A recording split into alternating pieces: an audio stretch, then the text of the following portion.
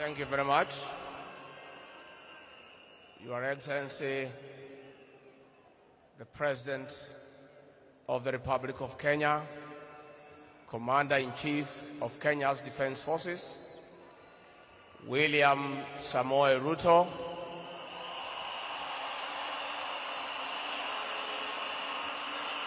Your Excellency, the First Lady, Mama Rachel Ruto, Your Excellencies, visiting heads of state and government, Your Excellency, our retired President Uhuru Muigai Kenyatta,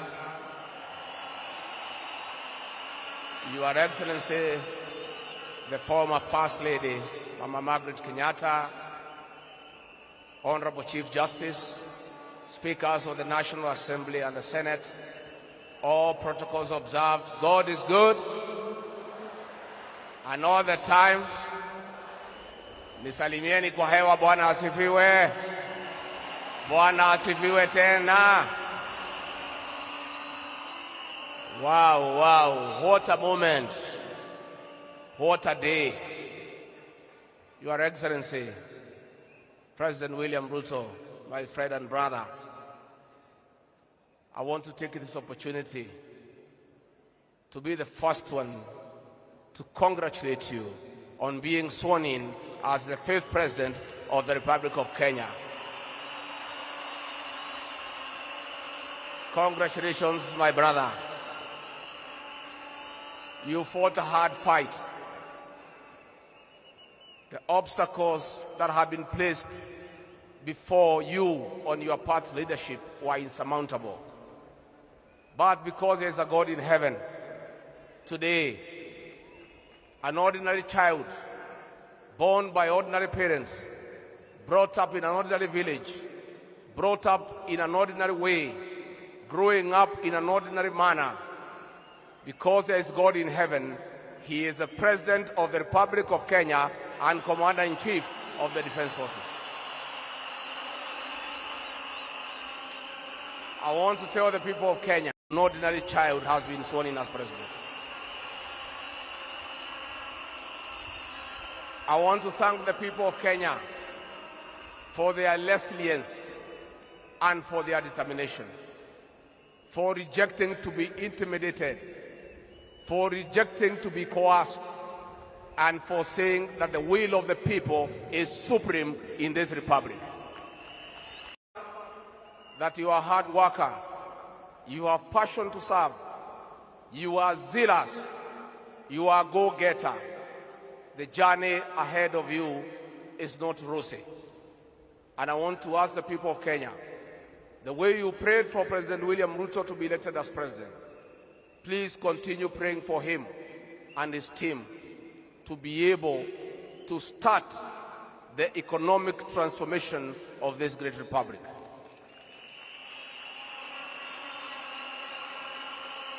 Our new president and his team have a difficult task ahead.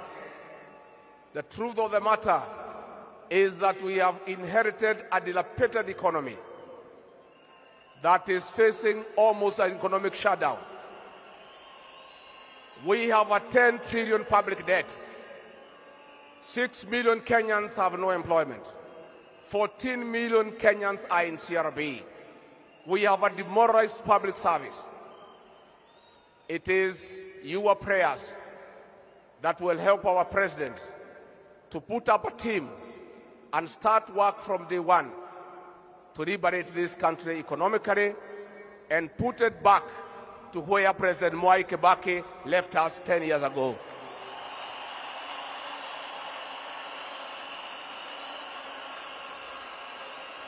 Your Excellency, the President, I want to tell the people of Kenya that today is a great day.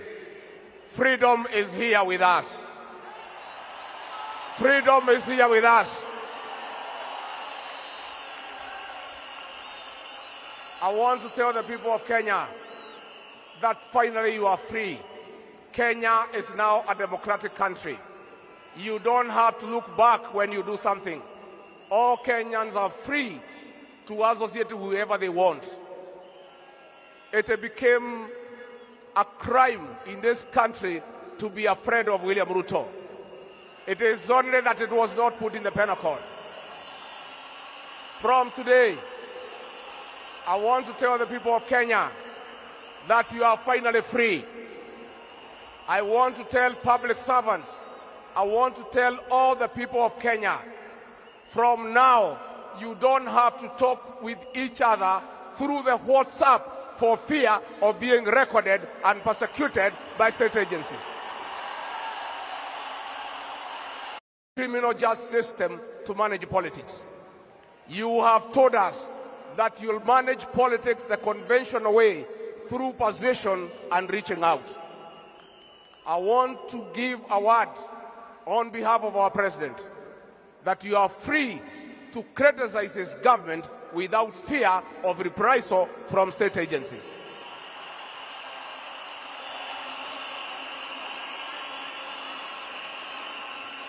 Your Excellency, Mr. President, as I wind up, I want to assure you of my resolve and commitment from the bottom of my heart to be available to assist you to manage the affairs of our great nation. I'll serve you with loyalty and dedication. And the job ahead of us is not a joke. I and the team behind you, we shall be available and will try to keep up with your pace. I know I am getting in shoes that are almost impossible to fill. The performance of William Ruto in his first term, when he was allowed to serve the people of Kenya, was on another level. Please, I beg the people of Kenya,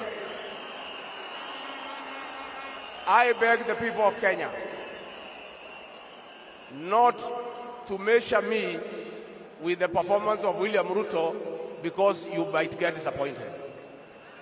I'll try. I may go up to 60 or 70%, but filling the shoes of this man is no small feat. And as we move forward, I want to ask the people of Kenya to work hard. We don't have a choice. Once we try to fix this economy and create a good working environment where we don't criminalize enterprise, where ordinary Kenyans are allowed to work, where businessmen are not harassed by KRA,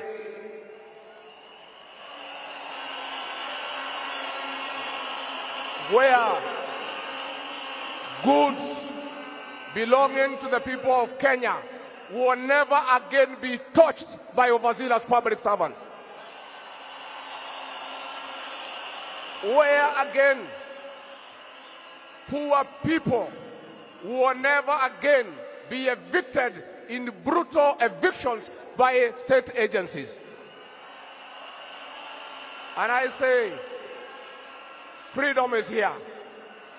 Let every Kenyan be prepared to work hard. Let us give our new president a chance. And I beg you to be patient with him. We have come to the treasury and the coffers are empty. We have to start from scratch. We ask for people of Kenya to be patient and give us a chance to try to get things working. Finally, as a Christian, I take this opportunity to thank my wife Dorcas, Pastor Dorcas, for being a prayer warrior, for praying for me in difficult times, for standing by me. I want to thank my children, Kevin Gachagua and Dr. Keith, that even when state agencies came for me with the brutal efficiency, you never abandoned me. My family, I will ever cherish you for standing with us. And I must tell the people of Kenya, please take care of your families. Those are the only people you can rely on. Friends abandoned us. Business associates betrayed us. But family will always be there for you.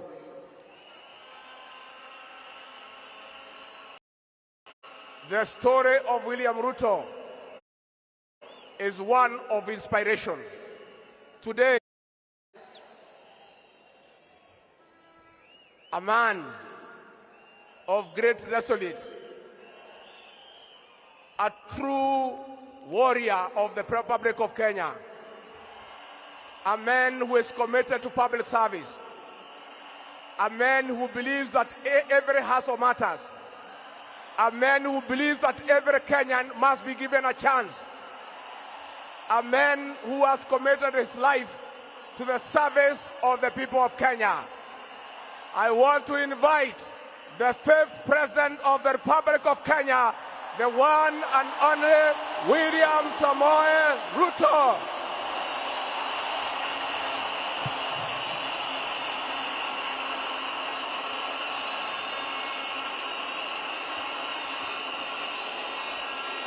Thank you very much, my brother Rigathi.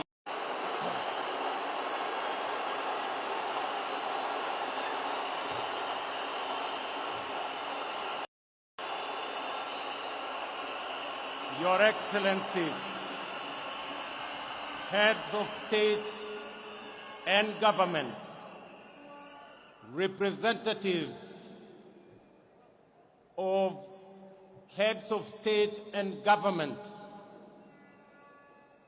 my brother, the former President, Uhuru Muigai Kenyatta, and Mama Margaret Kenyatta,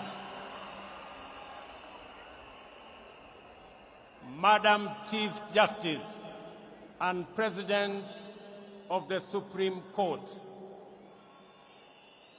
Ministers present,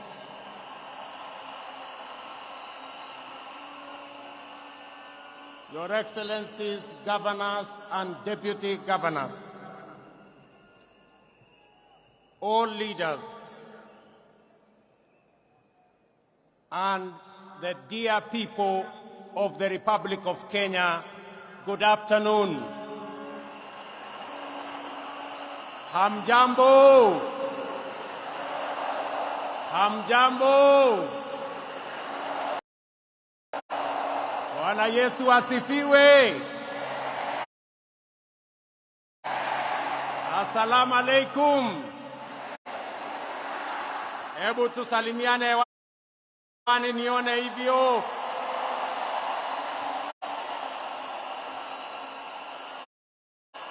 Asanteni sana.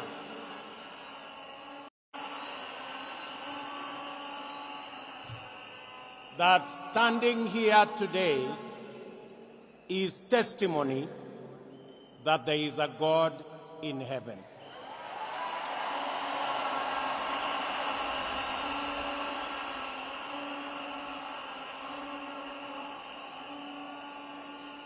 And today, I want to thank God because a village boy has become the President of Kenya.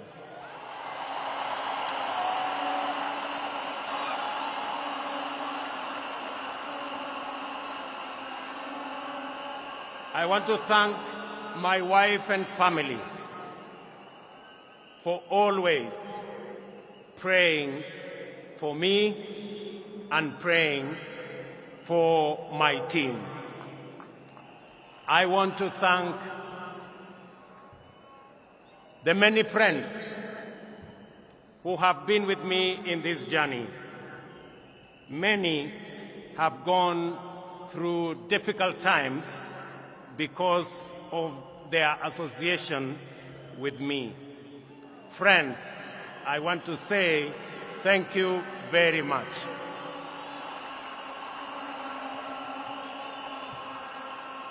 In our midst, we have friends of our nation.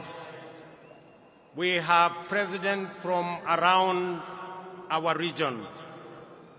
Allow me, with a lot of humility, to introduce the presidents that are in our midst, because they have taken time out of their busy schedules to come and celebrate this moment with us. Allow me to introduce the father of our region, President Yoweri Kaguta Museveni, the President of Uganda.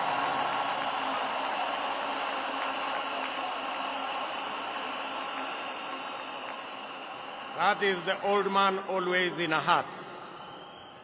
Allow me to introduce His Excellency President Denis Sassou Nguesso, the President of... Allow me to introduce my elder brother, His Excellency Paul Kagame, the President of the Republic of Rwanda. Allow me to introduce His Excellency President Salva Kiir Mayardit, the President of the Republic of South Sudan. Na karibu sana Mheshimiwa. Allow me to introduce His Excellency Filipe Nyusi, the President of the Republic of Mozambique.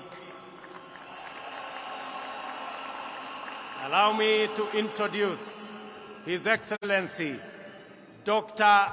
Emerson Mnangagwa, the President of the Republic of Zimbabwe. Allow me to introduce His Excellency Felix Tshisekedi, the President of DRC.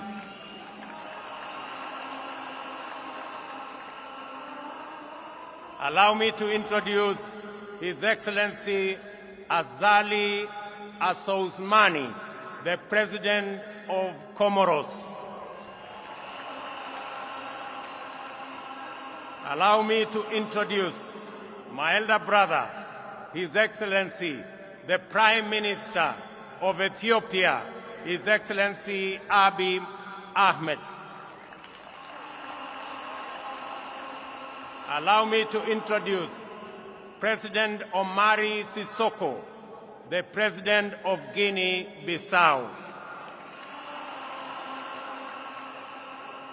Allow me to introduce a man who knows this country very well, and a pastor, Dr. Lazarus Chakwera, the President of Malawi.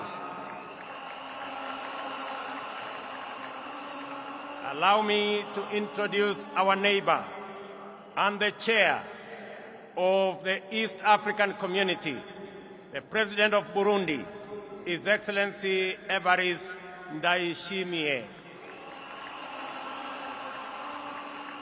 Allow me to introduce His Excellency Wavel Ramkalawan, the President of Seychelles. Tafadhali nawaomba vilevile nimkaribishe mama wetu, shangazi wa East Africa, Mama Samia Suluhu, Rais wa Jamhuri ya Tanzania. Karibu sana mama wetu. In our midst are many other leaders, including vice presidents, other prime ministers, and other leaders, senior government officials, and represent the moment with us. Before I make my very brief statement, with a lot of respect, I want to ask, on behalf of the other national leaders who are here, presidents from our neighboring countries, let me request Mzee Yoweri Kaguta Museveni to make just a few remarks. Karibu mzee.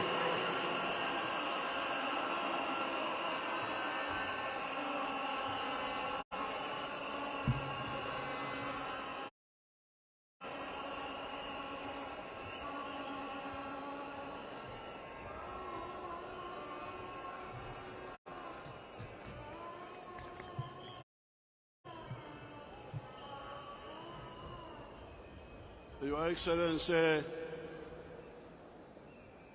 William Ruto, President of the Republic of Kenya,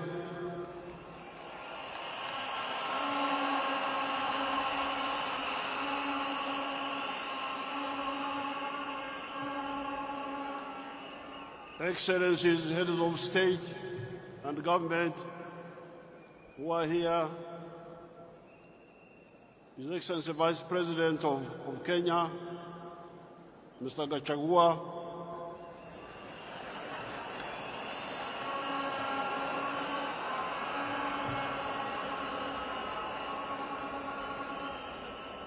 and all the other leaders na wananchi wa Kenya.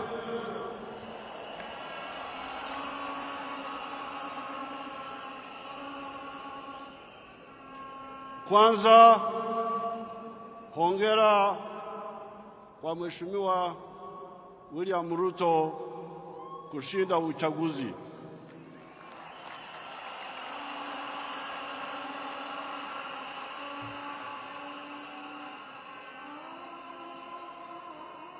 Pili, namshukuru Mheshimiwa Uhuru Kenyatta in the neighboring countries. But whenever there are elections like in Tanzania or Kenya recently, I started watching your television channels.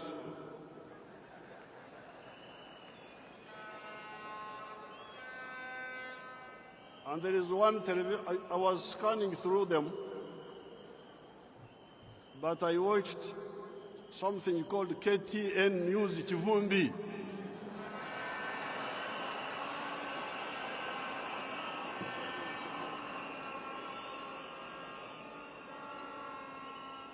That, and I'm glad with the statement of the Vice President who has been elected, because he was talking here about the real challenges of African countries and leadership. Now, in this Chivumbi, most of the time, they were talking about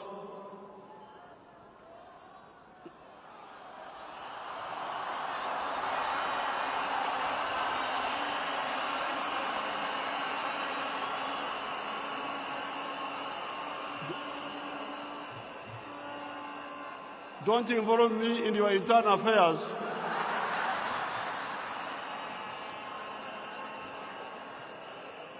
Me, I just want to observe a few things. The first, they were talking mainly about sharing power and sharing resources. Then there was one young man with a lot of gray hair, a young man with a lot of gray hair. At one time he came and made a good point. And the point was the politics of identity versus the politics of interests, of issues. I said these young people are beginning to get somewhere. But then another one said, You are talking of distributing resources. Where will these resources come from? So all of the political class in Africa, I would appeal to you to answer that question. Where does prosperity come from? Ustawi wa jamii unatoka wapi? According to my experience of 60 years, I would advise Africans to know that prosperity comes from wealth creation. You must create wealth. And wealth is not the same as natural resources. You may have natural resources, but you don't get wealth out of them. The wealth means commercial agriculture, manufacturing, services, hotels, like hotels, and ICT. Now, if I own a hotel, it is my wealth. But that hotel creates jobs for Kenyans or Ugandans. The linkage between wealth and jobs. Because when I watch these TVs, I get a bit concerned. You see, people are talking, and the neo-colonial social science is also very dangerous because people don't link. So I have not read, of course, the manifesto of Kwanza, Kenya Kwanza, nor have I read the other one of Azimio. But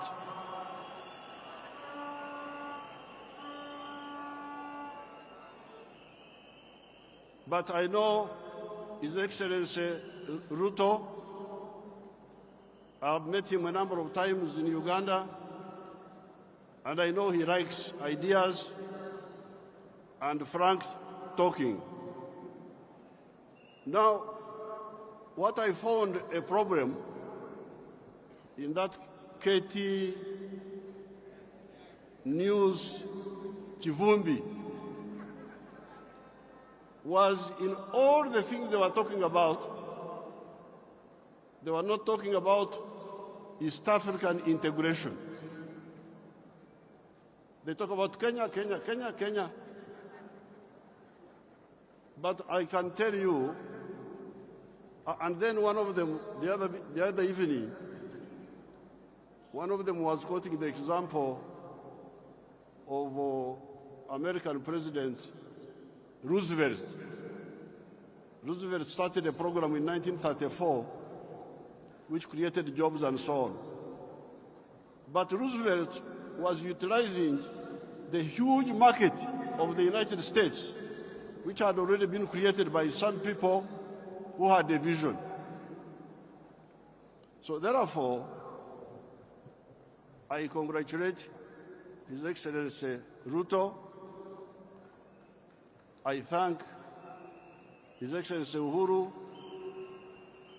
On behalf of the presidents who have come here, I did not come here to give a lecture about this or that, but I thought that in order for Uganda and Kenya and Tanzania and Congo and Burundi and Rwanda and South Sudan and Somalia, which is coming now, in order for us to catch up, good luck.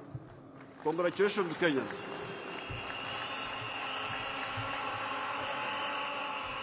Asante sana mzee. With a lot of apology, I have been informed that in our midst we have other friends who I did not mention.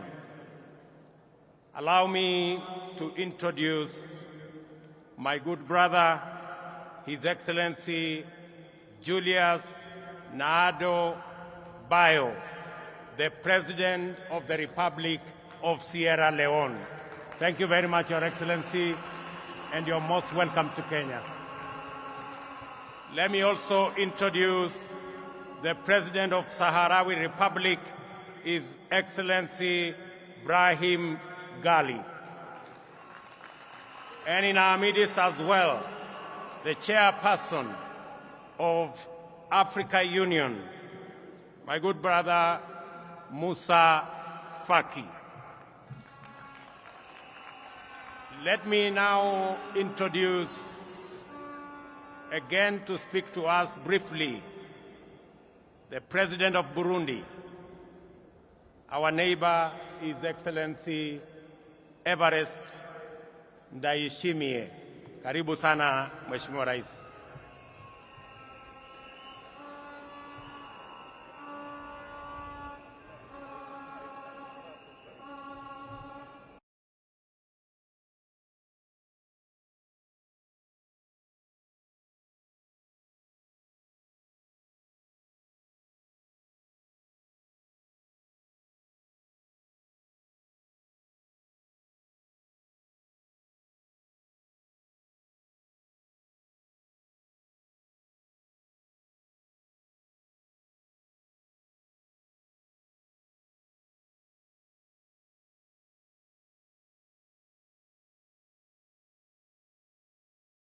Members of diplomatic corps,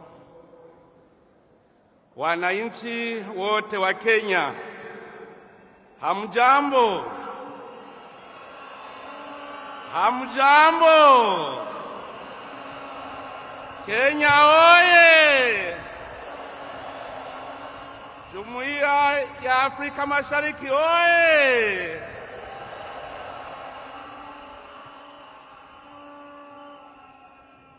Waheshimiwa, nianze kwanza kwa kumshukuru Mwenyezi Mungu aliyetuwezesha kufika salama katika nchi nzuri na yenye amani ya Kenya.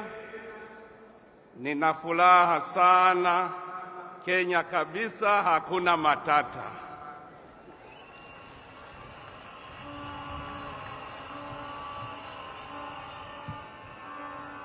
Nichukue tena fursa hii niwapongeze Wakenya wote kwa kufuata mioyo yao wakati wa kupiga kura na kuthibitisha kwa mara nyingine ukomavu wao wa hali ya juu na kuonyesha ulimwengu viwango vya demokrasia yao. Kenya imeshinda na mafanikio yenu ni kiburi ya Jumuiya ya Afrika Mashariki. Mumeshinda shetani ya vita. Hongereni sana.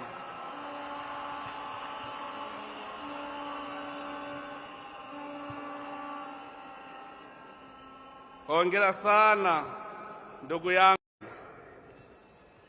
Wakenya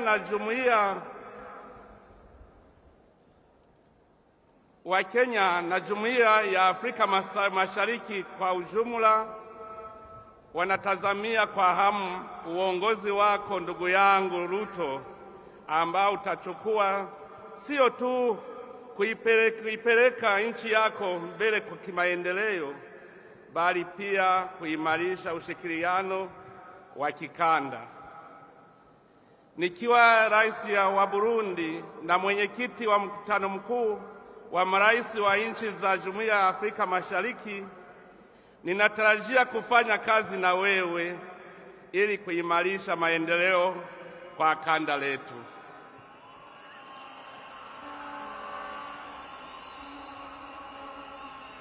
Na upande wa Burundi, tunafurahia uhusiano mzuri ambao kwa bahati nzuri upo kati ya Kenya na Burundi miaka mingi, na ninaweza kukuhakikishia Mheshimiwa ya kwamba undugu kati ya Wakenya na Warundi utaendelea kusimama imara na undugu ufurahia Mheshimiwa Uhuru utaendelea kwako ndugu Ruto.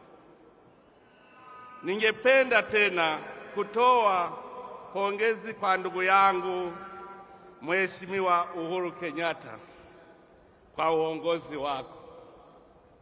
Furaha iliyokutambulisha imekuwa furaha ya Wakenya wote, na hapa unamaliza muda wako kwa furaha na utulivu. Nakupongeza sana. Mungu aendelee kukubariki na hili libaki akilini mwako. Kanda letu litaendelea kutegemea ofisi zako nzuri kusaidia kurejesha amani mashariki wa DRC. Ningependa kuhitimisha hotuba yangu kwa kupongeza kwa mara nyingine tena Mheshimiwa Rais William Ruto na kukutakia afya njema na mafanikio mema. Ninaomba kwamba Mwenyezi Mungu awape nguvu na uwezo na kuipeleka Kenya katika kiwango kipya kabisa. Mungu abariki sana Mheshimiwa Rais Ruto. Mungu abariki Kenya. Mungu abariki Jumuiya ya Afrika Mashariki. Asanteni sana.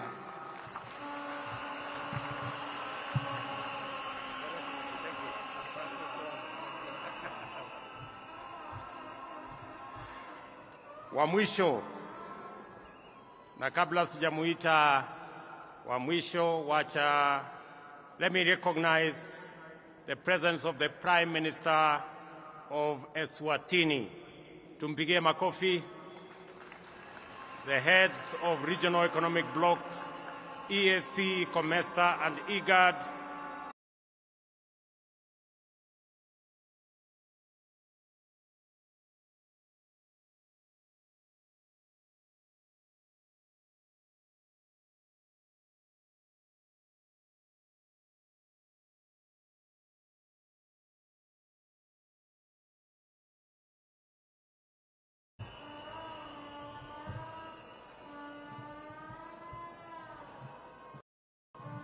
Mheshimiwa William Samoei Ruto, Rais wa Jamhuri ya Kenya na Mama Ruto, Mheshimiwa Rigathi Gachagua, Naibu Rais wa Jamhuri ya Kenya na Mama Gachagua, Mheshimiwa Uhuru Muigai Kenyatta, Rais mstaafu wa Jamhuri ya Kenya na Mama Kenyatta, waheshimiwa wakuu wa nchi na serikali tuliokuja kuunga mkono shughuli hii leo, waheshimiwa mabalozi na wakuu wa taasisi za kimataifa, wageni walikwa, wananchi wa Kenya, mabibi na mabwana. Kenya we!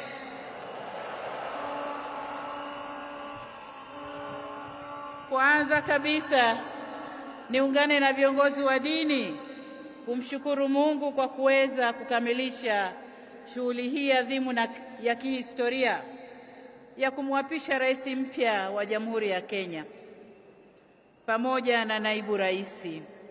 Kwa niaba ya serikali na watu wa Jamhuri ya Muungano wa Tanzania, tunawapongeza sana.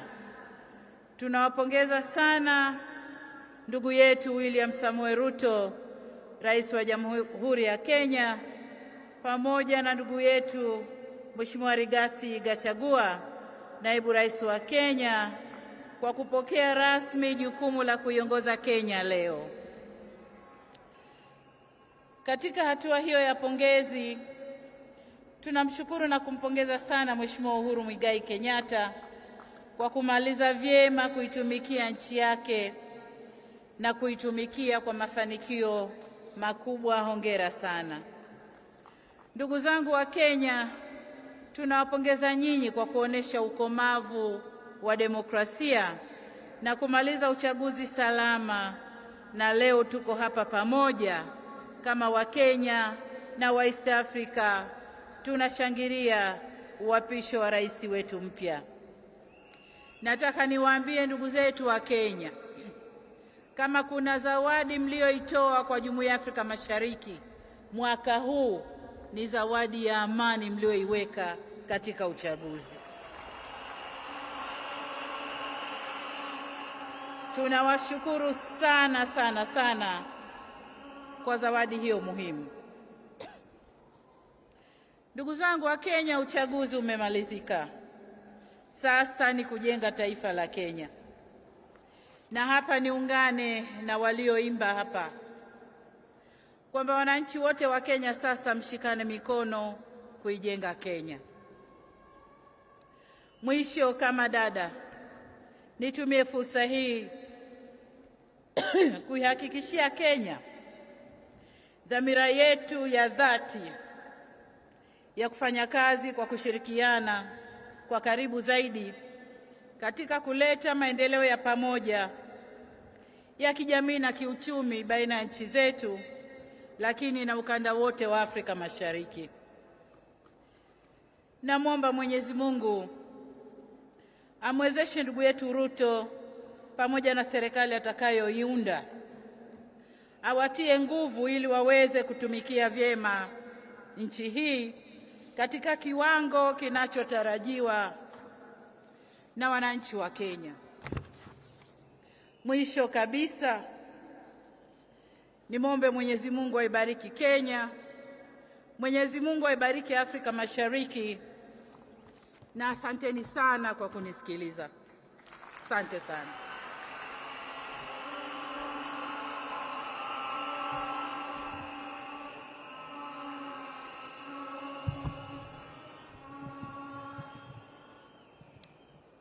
Asanteni sana, and thank you very much for your comments and your words of encouragement.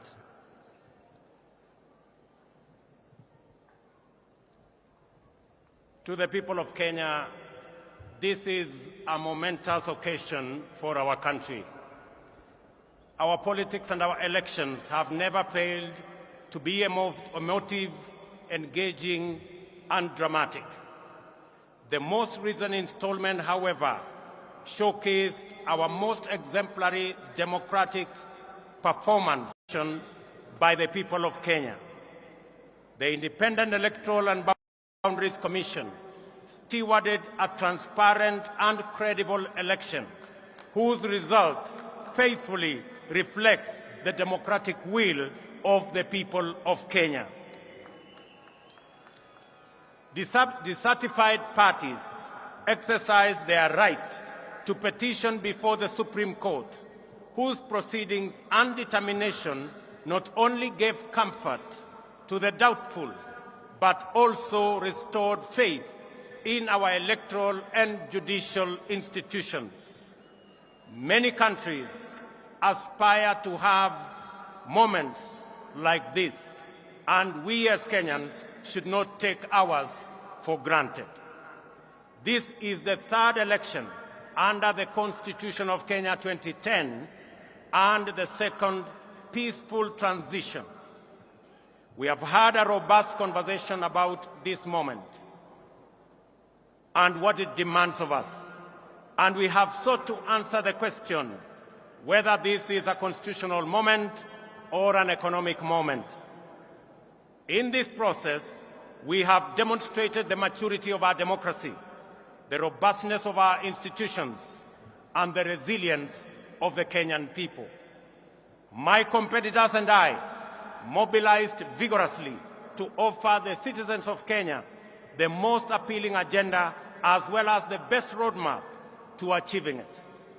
I remain firm in the conviction that all sides in the last election did their best to present a pathway to actualize the people's aspirations. The just concluded election was a choice between competing ideas towards the Kenya we want. Elections and democracy entail unifying competition, not divisive rivalry. The performance of our security services, the performance of the IEBC and the judiciary was put to severe test. By and large, these institutions lived up to our expectations. We can only aspire to do better in future, and I give my undertaking that my administration shall work to ensure that the bar is raised even higher for the next general elections. A significant dividend of our electoral and democratic process is the tremendous achievement we made in breaking the glass ceiling by enhancing the participation of women in leadership. 7 women were elected as governors, up from 3 in the last election. 29 women were elected as members of the National Assembly, up from 23 in 2017. 7 women deputy governors and 3 women senators were elected as well. It is very clear that this election had many winners, far exceeding those who were actually elected. By far,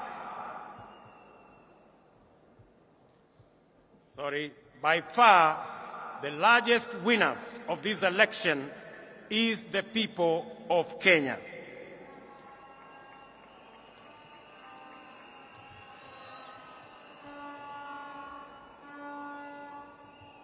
We have done well as a nation. We have blazed the trail in an increasingly challenging environment where democracy is consistently on trial. We have come a long way in our nation's journey to freedom, and going by our most recent performance in these elections, we conclude in confidence that we are almost home. Allow me, ladies and gentlemen, to single out the Independent Electoral and Boundaries Commission for special commendation for the courage to do the right thing under exceptionally challenging circumstances. As an institution, they have set a new standard in public service that is uncompromising, professional, and exemplary, while raising the bar of integrity of our public officials and public institutions. It is appropriate to single out for special mention the chair of the IEBC, Wafula Chebukati, for standing firm, resisting bribery, resisting intimidation, and resisting blackmail, and doing the right thing. It is also appropriate to celebrate our judiciary for sustaining its tradition of boldly giving much-needed guidance, especially in allaying post-election anxieties and resolving grievances in a sensitive, credible, and authoritative manner. Judiciary's articulation of the aspirations and standards enshrined in the Constitution has deepened our democracy and institutionalized our rule of law. Our judiciary is now, without a doubt, Kenya's biggest constitutional dividend. The judiciary has successfully arbitrated 3 election disputes and defended the nation against formidable onslaughts on our Constitution. Our judiciary has demonstrated transparency in its proceedings and decision-making, thereby consolidating its independence, authority, and legitimacy. I also take this opportunity to say a special word of appreciation to our security services for a commendable job at a critical moment in our nation. Their services and heroic sacrifices they have made beyond the call of duty has kept our nation safe.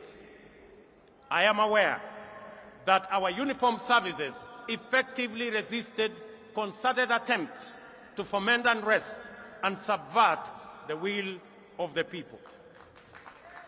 My special commendation also goes to all our candidates who contested various positions. Their participation enhanced competition and enriched public debate that underpins democratic choice. Special recognition goes to my worthy competitor and friend, the Honorable Raila Amolo Odinga, and his running mate, the Honorable Martha Wangari Karua, and all the other candidates who mounted a vigorous and determined campaign. I assure them that their supporters will be my constituents. I will work with all Kenyans, irrespective of who they voted for.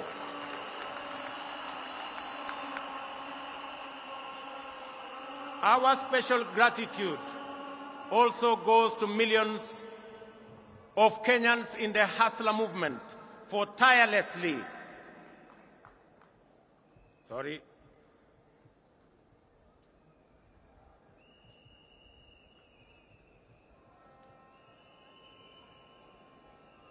Very good. Very good. Our special gratitude also goes to millions of Kenyans in the Hustler movement for tirelessly mobilizing for the campaign, mobilizers, and those who contributed whatever they could in whatever form to keep the movement going. I also appreciate our religious community and institutions for their support, their prayers, and encouragement. I commend the Church in particular, and in equal measure the Islamic religious leadership for their considerable support to us and our campaign. We also appreciate them for continuously exploring avenues for interfaith understanding and solidarity, which have gone a long way to enhance tolerance and cohesion in Kenya. Faith-based institutions continue to play a noble and indispensable role in our communities, and I commit that we will enhance our partnership, build on our collaboration, and enhance our support to them. At this juncture, it is important for me to speak directly to the youth, and especially those who participated in one way or another in the election campaigns. I commend you for resisting pressure and enticement to be misused as agents of conflict and disruption during the electioneering period. I also congratulate those who went out to seek various roles within campaigns and elections, thus playing their part in keeping Kenya's democracy robust. Even if your candidate did not win, your participation in the activities of our political parties, campaigns, and elections is the beginning of political internship. My political journey, similarly, began as a young campaign volunteer, fresh out of university in 1992. Your experience and lessons learned should form the basis for your leadership journey going into the future. We have all therefore emerged out of this contest stronger, more united, and alive to the issues that are common to all of us. We should remain conscious that we have all been elected to work together in ensuring dreams and ambitions live in the hearts of Kenyans who struggle daily against daunting odds, often with nothing except stubborn hope. Some succeed, others fail, while others also do not even get a decent chance. Before the nation and the world today, I stand with great humility and profound joy as a living testimony that with faith in God, willingness to work hard, and a commitment to a vision, dreams can become reality in the fullness of time. I promise to throw open every door of opportunity and to keep every door open until success stories become the norm rather than the exception, and urge all other leaders to do the same so that we can together expand opportunity and chance for many of our citizens. Ladies and gentlemen, we should consolidate our success in the just concluded elections and enhance the capacity and performance of our governance institutions. The innovative deployment of technology to secure election results has been the Electoral Commission's pioneering breakthrough. Going forward, we will support the IEBC's institutional capacity so as to expand the deployment of technology to cover all elections, from those of MCA to those of the President.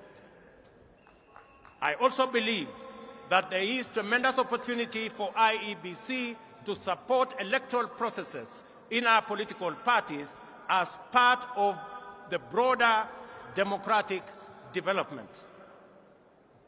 To consolidate the place of the judiciary in our constitutional and democratic dispensation, my administration will respect judicial decisions while we cement the place of Kenya as a country anchored on democracy and the rule of law.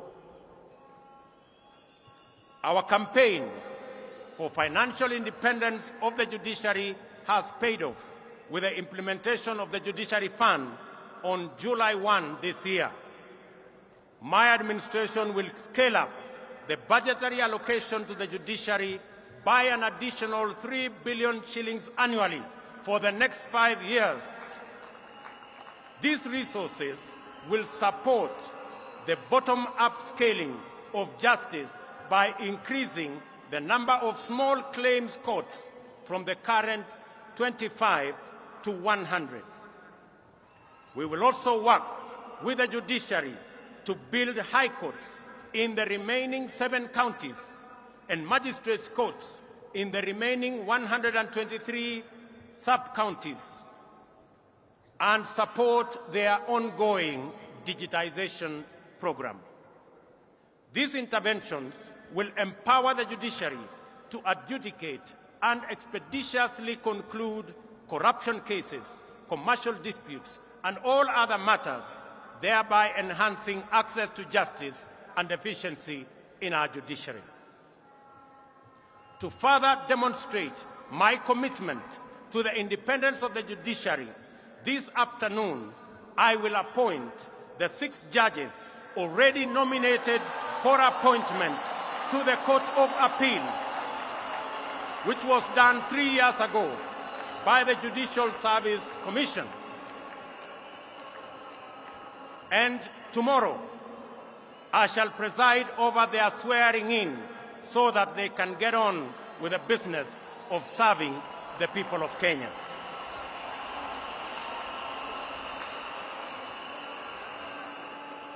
As required by Article 245 of the Constitution, the Inspector General of Police is mandated to exercise independent command over the National Police Service.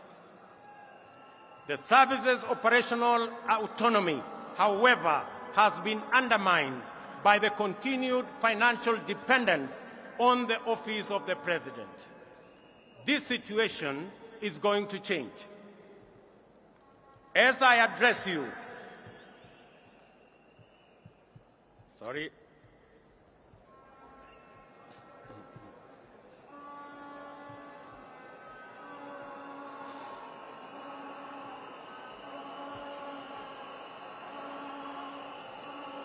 One moment.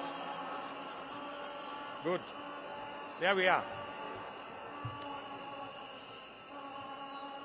As I address you, I have instructed that the instruments conferring financial autonomy to the National Police Service by transferring their budget from the Office of the President and designating the Inspector General as the accounting officer be placed on my desk for signature this afternoon.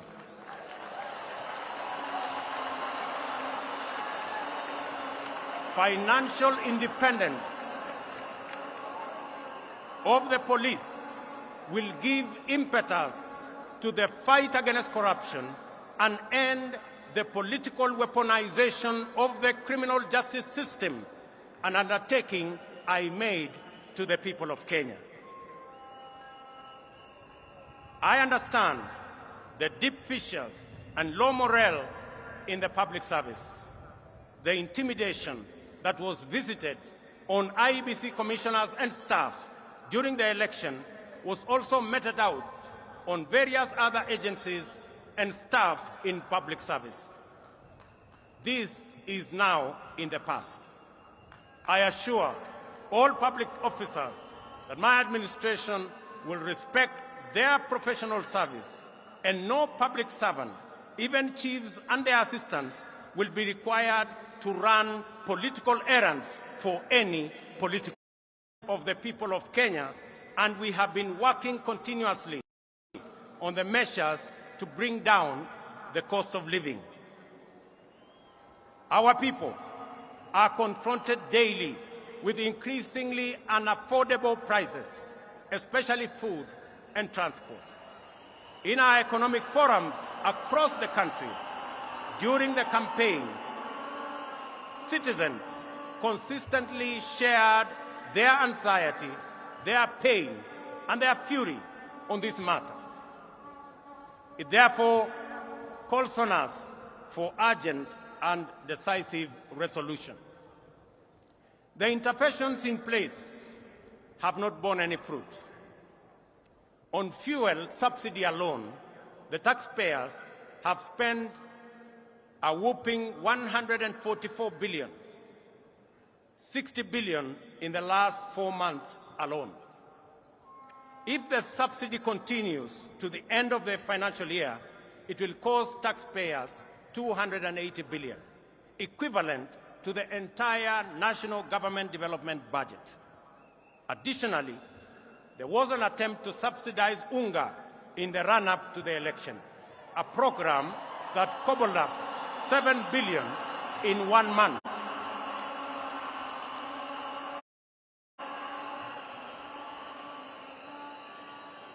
In addition to being very costly, consumption subsidy interventions are prone to abuse. They distort markets and create uncertainty, including artificial shortages of the very products they seek to subsidize. The cost of living challenges are related in our respectful submission to production. Our strategy to bring down the cost of living is predicated on empowering production.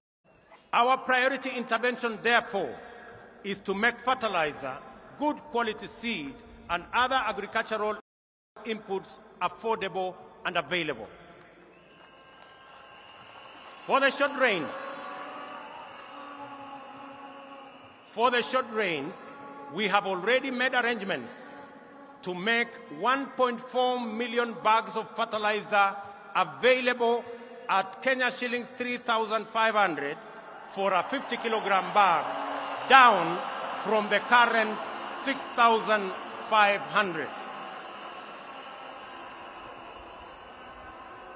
This fertilizer will be available from next week. I appeal to county governments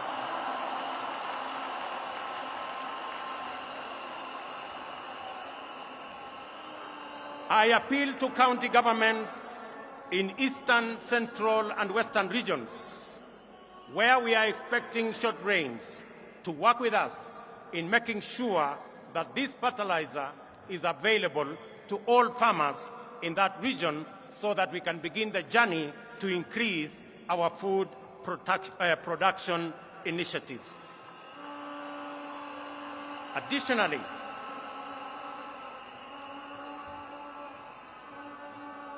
Additionally, to cushion tea farmers, we have made arrangements with KTDA to immediately supply tea farmers and in the long term.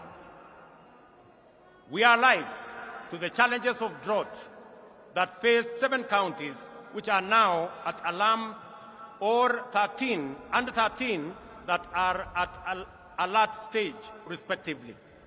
We are determined to ensure that no county slips into emergency phase, and will coordinate with county governments, which are the first line of our response. And I want to ask my colleagues, governors from Kenya, and especially those regions, to work with us in this endeavor.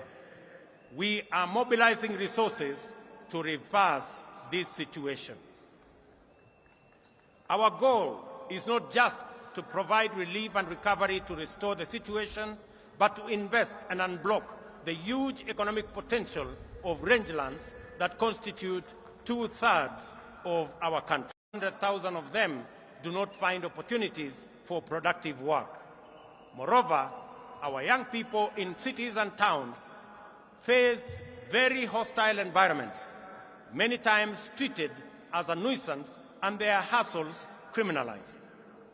Those who seek to set up formal businesses are faced with a bureaucratic monster that is multiple licenses. Our immediate agenda is to create a favorable business and enterprise environment, decriminalize livelihoods, and support people in the informal sector to organize themselves into stable, viable, and credit-worthy business entities. This is the essence of the bottom-up economic model, which creates a path for traders and entrepreneurs to build linkages, experience safety, and enjoy security as they go about their enterprises. We will work with county governments to create frameworks that provide secure trading places in our cities and in our towns. We have committed specifically in the city of Nairobi to work with the county government of Nairobi to build an additional 20 markets in the city of Nairobi alone, as we work with other counties to achieve their plans. Financial inclusion and access to credit are critical in addressing the fundamental factors of cost of living, job creation, and the people's well-being. We shall take measures to drive down the cost of credit. Our starting point is to shift the Credit Reference Bureau framework from its current practice of arbitrary, punitive, all-or-nothing blacklisting of borrowers, which denies borrowers credit.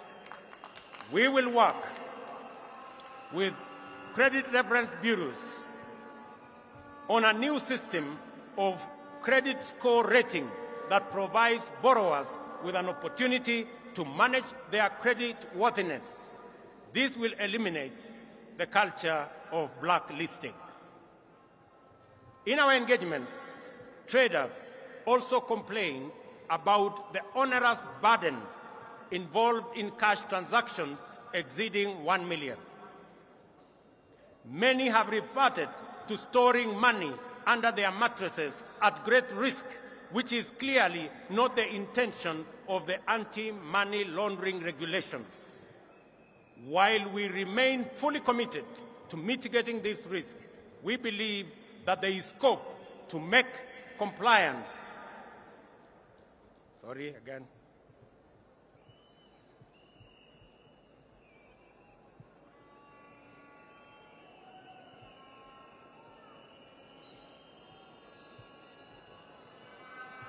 Very good.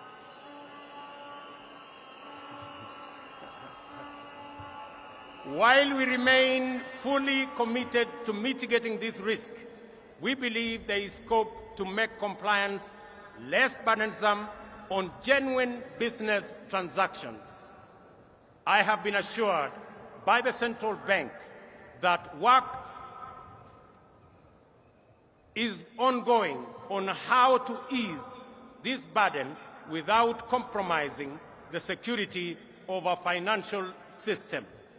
Shortly, I will be announcing to the country what we have agreed with the central bank so that Kenyans can go ahead and facilitate their transactions without unnecessary impediments. Ladies and gentlemen, we shall implement the Hustler Fund, dedicated to the capitalization of micro, small, and medium enterprises through chamas, SACCOs, and cooperatives to make credit available on affordable terms that do not require unnecessary collateral.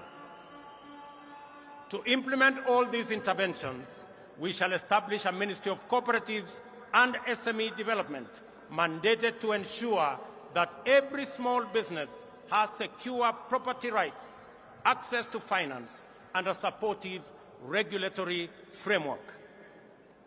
Furthermore, supply standardized products for our housing program. We will leverage on our competitive advantage in the leather and textile industry to roll out our labor-intensive agro-processing industrialization program. This will start in Naivasha Industrial Park and Dongo Kundu Industrial Park. This afternoon, I will be issuing instructions for clearing of goods and other attendant operational issues to revert to the Port of Mombasa, as I made a commitment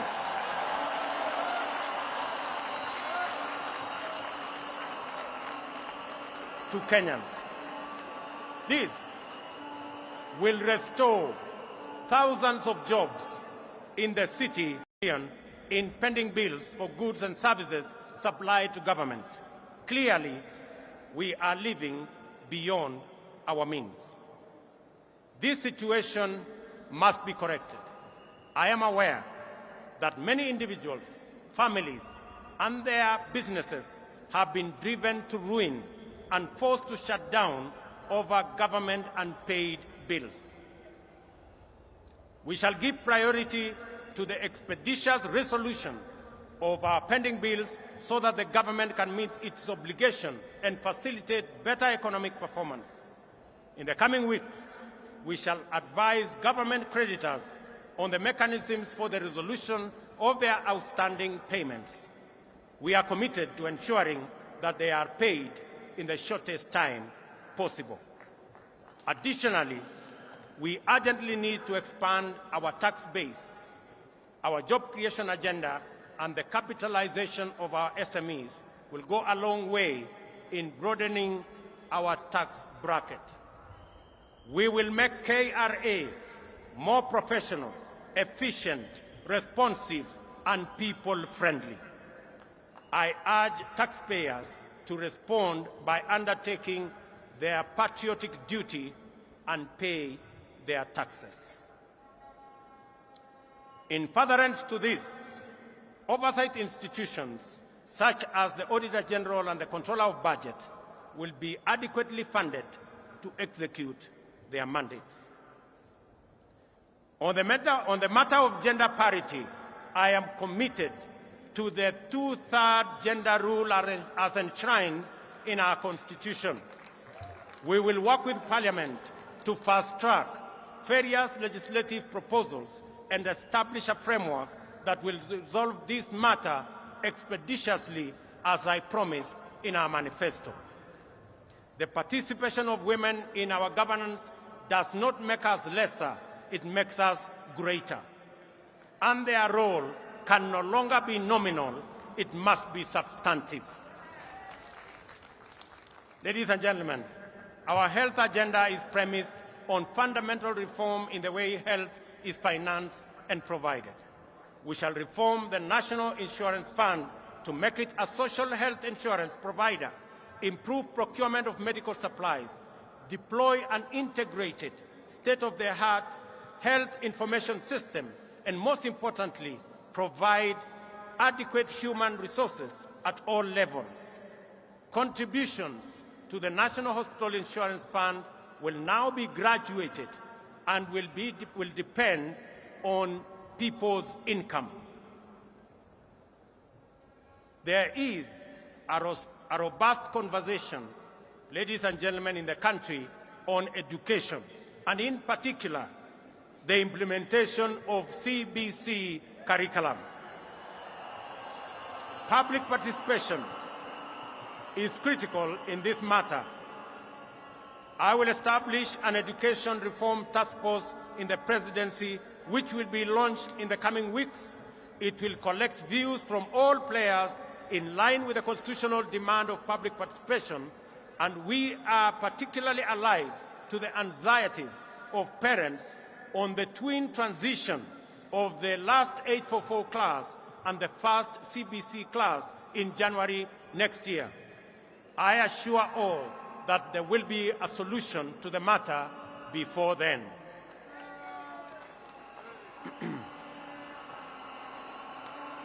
We have elevated our diaspora to the 48th county. The complaint has always been that the diaspora does not receive adequate attention and attention they deserve.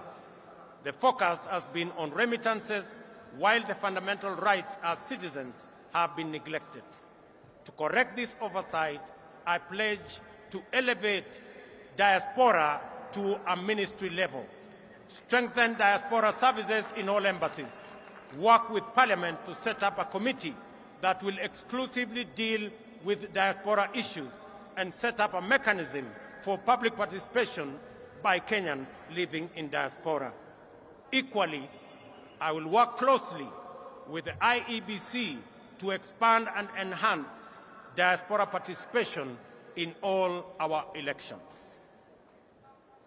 Ladies and gentlemen, devolution and sharing of power and resources is not just a national value, but a principle of governance in our Constitution, but it also is the ground jewel of our constitutional dispensation and the proudest achievement of the citizens of the Republic of Kenya. Part of our country has experienced the positive impact of this invaluable institution, and Kenyans yearn for better performance of all our devolved units. One of the best ways of accelerating national development is through collaboration with county governments. As Deputy President, I witnessed firsthand the tremendous potential of intergovernmental synergy and look forward to scaling up our capacity to harness these bountiful possibilities.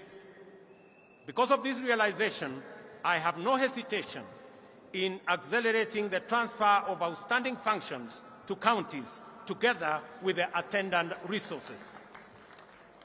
To promote budget efficiency and minimize disruptions and delays in devolved service delivery, my administration commits to take necessary measures to secure the timely disbursement of revenues allocated to county governments.